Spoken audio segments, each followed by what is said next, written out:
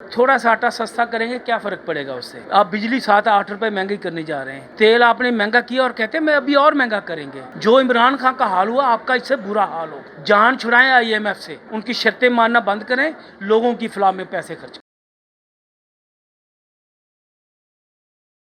Welcome राजनीति Pakistan daily के साथ कमरुज़्ज़मान भट्टी आपकी खिदमत में हाजिर है। हकूक़ खुल्क मूवमेंट के रहनुमा फ़ारूक तारक हमारे साथ मौजूद है। फ़ारूक साहब, आज आपने यहाँ पे बजट के ऊपर एक सेमिनार किया है, प्री बजट सेमिनार। क्या ऐसी तजावीज़ हैं जो हुकूमत को दी हैं कि जिसके नतीजे में आम आदमी की ज़िंदगी ईजी हो? आज हमने यहाँ पे एक मुतबादल अवामी बजट दिया है और हम हुकूमत को कहते हैं कि वो हमारी बात को सुने।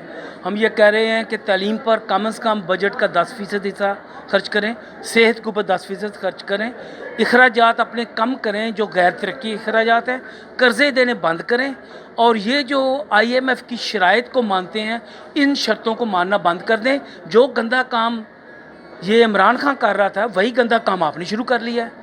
तो आप गंदगी को क्यों फैला रहे हैं सारी तरफ? ये मौशी गंदगी को ख़त्म करने के लिए एक इनकलाबी बयानिया आज हमने यहाँ पे पेश किया है। तो क्या आपके ख्याल में IMF के पास अब हुकूमत चली तो गई, लेकिन शहबाज शरीफ साहब कहते हैं कि वो रिलीफ देंगे आम आदमी को, 2000 का उन्होंने अनाउंस भी किया है। तो और कितना रिलीफ आप मांग रहे हैं? ये मुश्किल फ़ैसले हमारे लिए ही करते हैं, सरमायादार तबके के लिए नहीं करते। हम कहते हैं 2700 अरब रुपए की कंसेशन सरमायादार तबके को सालाना देते हैं, वो ख़त्म करें। IMF की आप शर्तें मानेंगे, थोड़ा सा आटा सस्ता करेंगे, क्या फ़र्क पड़ेगा उससे। आप बिजली 7-8 रुपए महंगी करने जा रहे हैं, तेल आपने महंगा किया और कहते हैं मैं अभी और महंगा करेंगे।